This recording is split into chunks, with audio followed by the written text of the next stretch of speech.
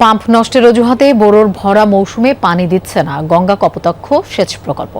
এতে উৎপাদন খরচ বাড়ায় দিশেহারা ঝিনাইদহের হাজার হাজার কৃষক। পানি উন্নয়ন বোর্ড বলছে কুষ্টিয়ার 3টি পাম্পের মধ্যে 2টোই নষ্ট হওয়ায় ঝিনাইদহ ও মাগুরায় পানি সরবরাহ বন্ধ। দ্রুত মেরামত করে সমস্যার সমাধানের আশ্বাস দিয়েছেন তারা। অয়েল অ্যাবজর্ব করে আপনার পরিবারকে রাখে হেলদি। ফুড গ্রেড ম্যাটেরিয়ালে তৈরি যমুনা কুকওয়্যার।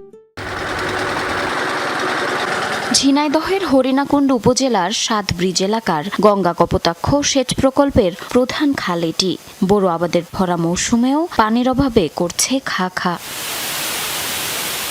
গঙ্গা কপোতাক্ষ বা জিগে প্রকল্পের আওতাধীন ঝিনাইদহের হরিণাকুণ্ড ও শৈলকুপা উপজেলার 27,000 হেক্টর সেচযোগ্য জমি রয়েছে। তবে কুষ্টিয়ায় 3টি পাম্পের মধ্যে 2টোই নষ্ট হওয়ায় ঝিনাইদহ ও মাগুরায় পানি সরবরাহ করতে পারছে না পানি উন্নয়ন বোর্ড। এতে বোরো মৌসুমে চরম বিপাকে চাষিরা।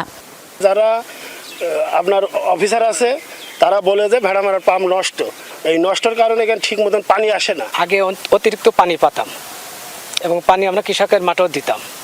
এখন এই পাম্প নষ্ট হওয়ার কারণে আমরা পানিটা ঠিক মতো চাহিদা পূরণ করতে পারছি না। লক্ষ লক্ষ বিঘে জমি এই ক্যানালের ইয়েতে গিয়েছে, কিন্তু আমরা সেই সুবিধাটা পাচ্ছি না। কৃষকরা জানান জিকে সেচের পানি দিয়ে আবাদ খরচ হয় বিঘা প্রতি 300 টাকা, কিন্তু ডিজেল চালিত সেচ পাম্প ব্যবহারে প্রতি বিঘায় 10 থেকে 12,000 টাকা খরচ হয়ে যাচ্ছে। তাছাড়া জিকের পানিতে ধানের ফলনও বেশি হয়, এতে খরচ যেমন বাড়ছে কমছে ফলনও।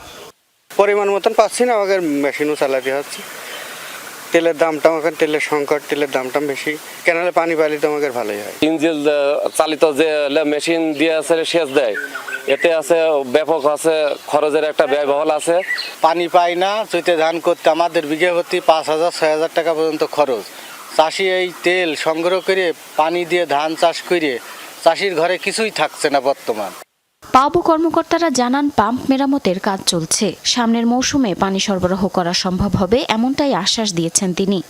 আমরা পাম্প এবং সাবসিডিয়ারি পাম্প সহ আমাদের সেচ খাল, মেইন খাল, টারশারি খাল, সেকেন্ডারি খাল সমূহ মেরামত করলে পূর্ণাঙ্গভাবে আমাদের যে সেচযোগ্য এলাকা রয়েছে সেই কৃষকের চাহিদা মতো পানি সরবরাহ করতে সক্ষম হবে। 1955 সালে দেশের দক্ষিণ পশ্চিমাঞ্চলের 4টি জেলায় পানি সরবরাহের লক্ষ্যে শুরু হয় এই গঙ্গা কপোতাক্ষ সেচ প্রকল্প।